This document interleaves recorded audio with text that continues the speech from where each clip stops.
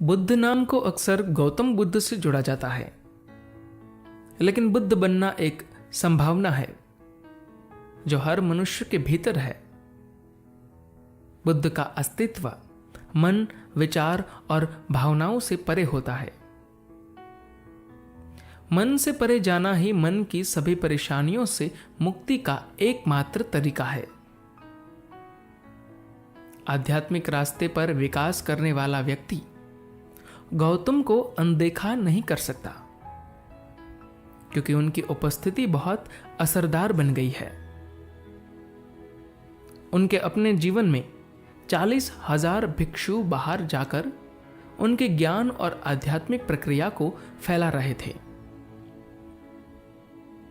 उन्होंने अपनी शांतिपूर्ण तरीके से दुनिया को हमेशा के लिए बदल दिया। वह पृथ्वी के सबसे महान आध्यात्मिक लहरों में से एक रहे हैं। युग संस्कृति में बुद्ध पूर्णिमा का दिन हमेशा से महत्वपूर्ण रहा है और किसी भी आध्यात्मिक जिज्ञासु के लिए यह बहुत शुभ दिन रहा है।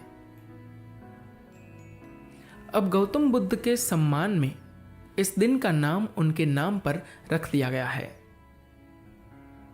2500 साल पहले इसी पूर्णिमा को एक आदमी एक जीव के रूप में विकसित हुआ था। आप भी बुद्ध बन सकते हैं। हालांकि लोग आमतौर पर बुद्ध शब्द को गौतम के साथ जोड़ते हैं, मगर वह एक लौते बुद्ध नहीं है। इस धरती पर हजारों बुद्ध हुए हैं और अब भी है। बु का अर्थ है बुद्धि, जो अपनी बुद्धि से ऊपर उठ चुका है, जो अब अपने मन या दिमाग का हिस्सा नहीं है, वह बुद्ध है।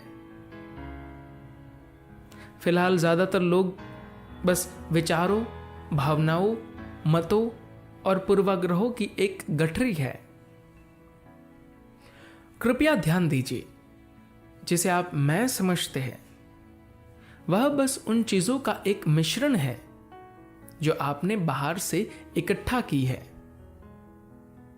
जैसे भी स्थितियां आपके सामने आई, आपने उसी तरह की व्यर्थ बातें अपने दिमाग में जमा कर ली। आपका दिमाग समाज का कूड़ेदान है, क्योंकि आप चुन नहीं सकते कि आपको क्या ग्रहण करना है और क्या नहीं।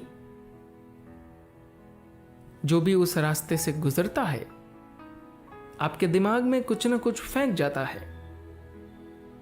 आप चाहे तो इस बकवास को दिव्यता की तरह सुरक्षित रख सकते हैं, मगर वह कोई दिव्यता नहीं बन जाएगा। यह बस एक साधारण सा दिमाग है। जीवन का अनुभव करने और जिसे आप मन कहते हैं, उस प्रक्रिया से परे जाने का एक और तरीका है। इसके लिए आपको बस कूड़ेदान को बंद करके एक और रखना होता है। मन बहुत अद्भुत चीज है, लेकिन यदि आप उसमें अटक गए तो वह आपको लगातार छलता रहेगा। अगर आप मन में अटके रहने वाले इंसान हैं, तो आप लगातार दुखी रहेंगे। आप इससे बच नहीं सकते। कष्ट या पीड़ा से आप बच नहीं सकते। हो सकता है कि सूर्यास्त देखते समय वह आपको इतना खूबसूरत लगे कि आप सब कुछ भूल जाए, मगर आपका दुख किसी पूंछ की तरह ठीक आपके पीछे बैठा रहेगा। आप जैसे ही मुड़कर देखेंगे, वह आपके पीछे होगा। जिसे आप मेरी खुशी कहते हैं, वह ऐसे पल है जब आप अपने दुख को भूल जाते हैं। जब तक आप मन में मौजूद होंगे, भय, बेचैनी और संघर्ष से बच नहीं सकते। मन का स्वभाव ही यह है। मन से नीचे न जाए।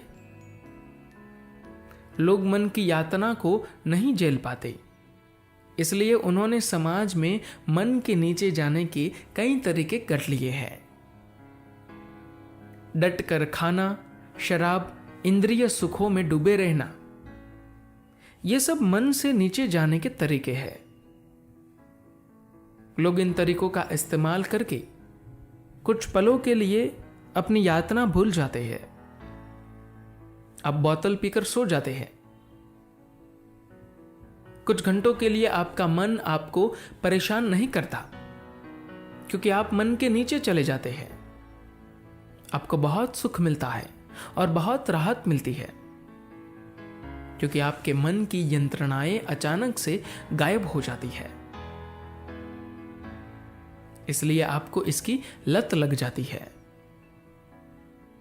मगर विकास प्रक्रिया की प्रकृति ऐसी है कि यह जीव जो मन के नीचे था, अब मन में पहुंच गया है। अगर वह मुक्त होना चाहता है तो उसे मन के परे जाना होगा।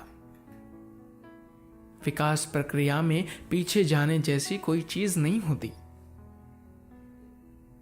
अगर आप किसी रसायन का इस्तेमाल करके मन के नीचे जाते हैं तो आप देखेंगे कि जीवन की सच्चाई हमेशा ज्यादा तीव्रता से तब आपके सामने आती है जब उस रसायन का असर समाप्त हो जाता है।